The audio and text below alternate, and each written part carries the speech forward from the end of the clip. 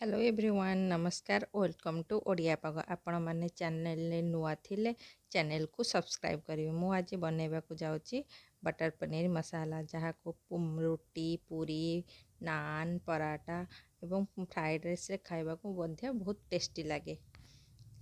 Butter paneer masala बनैबा पई कि paneer capsicum टमाटर पियाज बटर अदा रसुण आउ किछि काजू मु नेइछि।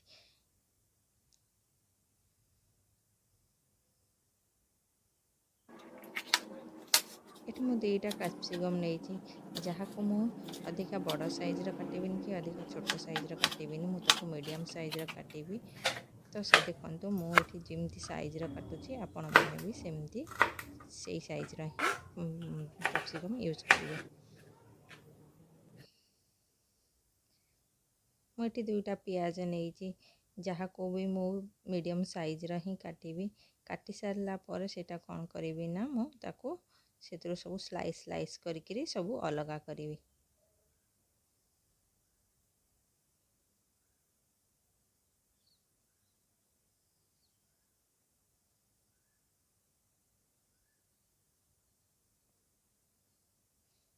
देखते मुझे ताको सब स्लाइस स्लाइस कर अलग करुच्ची कारण मत फ्राए करने को सुविधा हम से कि मुझे अलग अलग करदे फास्ट रू।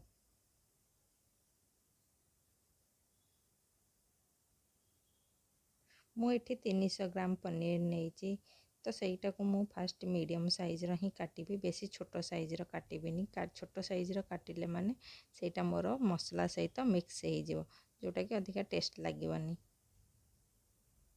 देखंतु यही साइज्र ही पनीर मु काटुची। एबे मु मसला बनैबा पई कि गोटे टमाटर नहीं तापर मु दुईटा प्याज नहीं जहाँ को मुझे बड़ बड़ साइज्र ही काटिबी कारण मुझे फ्राए करेबी। फ्राए कर सारा पर ही या मु ग्राइंडिंग करी।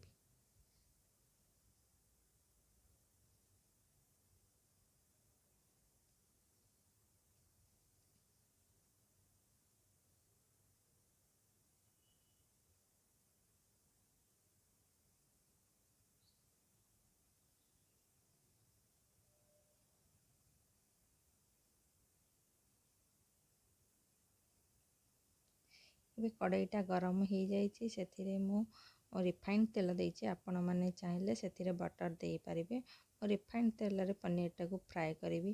ମୁଁ ଫାଷ୍ଟ ପନିର ପକେଇଲି ତାକୁ ସାଙ୍ଗେ ସାଙ୍ଗେ ମୁଁ ତାକୁ ଓଲଟେଇବିନି କିଛି ସମୟ ଫ୍ରାଏ ହେଇସାରିଲା ପରେ ଓଲଟେଇବି କାରଣ ସେ କଡ଼େଇରେ ନହେଲେ ଭଲ ଲାଗିଯିବ। ତ ସେଥିପାଇଁ କି ମୁଁ ଫ୍ରାଏ ହେଇସାରିଲା ପରେ ଓଲଟେଇବି। ଦେଖନ୍ତୁ ଏବେ ପନିର ମୋର ପୁରା ଗୋଲ୍ଡେନ୍ କଲର୍ ହେଇ ଆସିଛି। ମୁଁ ଆକୁ ଏବେ କଡ଼େଇରୁ ବାହାର କରିଦେବି। ବେଶୀ ସମୟ ଭାଜିଲେ ପନିର ଟାଣ ହେଇଯିବ ତ ସେଥିପାଇଁ ମୁଁ ଏବେ ଏକୁ କଡ଼େଇରୁ ଅଲଗା କରିଦେବି। ମୁଁ ସେହି ସେମ୍ କଢ଼ାଇରେ କାଜୁ ଅଦା ରସୁଣ ପିଆଜ ଟମାଟୋ ମସଲା ପାଇଁକି ଯେଉଁ ରେଡ଼ି କରିଥିଲି ସେଇଟା ଫ୍ରାଏ କରିବାକୁ ଏବେ ସବୁ ମସଲା ସେଥିରେ ପକାଇଦେବି।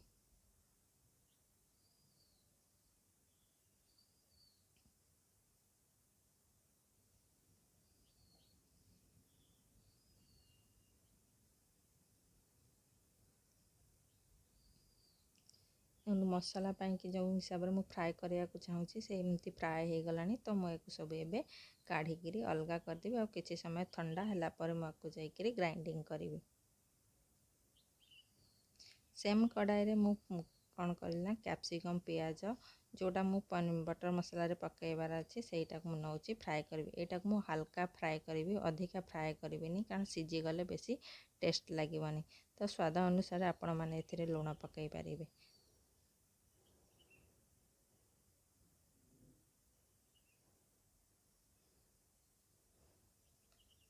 एबे मु सेम कढ़ाई रे कौन करुच्ची ना बटर ऐड करुच्ची कारण से आगु तेल थिबार मु कम बटर ऐड करुच्ची। तापर मु सेतिर अदा रसुण पेस्ट देकरी किछि समय ताकू फ्राए करने को देबी।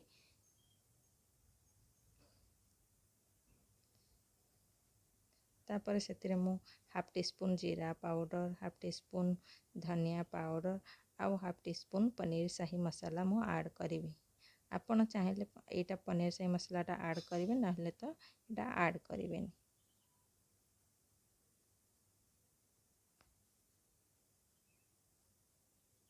तापर मु जो मसलाटा रेडी करदेली एबे सेटा मु मसला रे ऐड कर दउछि।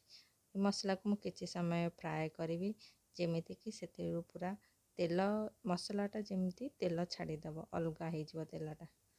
तो से पर्यंत मु मसला को फ्राए करी तापर मु सेतिरे किछि अल्प पानी ऐड करी। अल्प पानी ऐड करी सेटा को मु किछि समय फ्राए करबा को देबी। सेतिरे टेस्ट अनुसार मु लूण दउछि एठी। तापर सेतिरे मु किछि कस्तूरी मेथी ऐड करी जोटा कि तरकारी रो टेस्ट बहुत भलो करे। तापर मसला को मु किछि समय फ्राए करबा को देबी। देखंतु मसला मोर पूरा फ्राए हो गलानी। तापर मु सेथिरे कैप्सिकम पियाज पनीर ऐड करूची। तापर किछि समय 5 मिनिट खंडे ताको मु फ्राए करबा को देबी। देखंतु पनीर बटर मसला मोर पूरा रेडी हो जाइए। बहुत टेस्टी देखाउची। आपण माने फुल वीडियो देखिथिबारु थैंक यू। चैनल को सब्सक्राइब करिवे।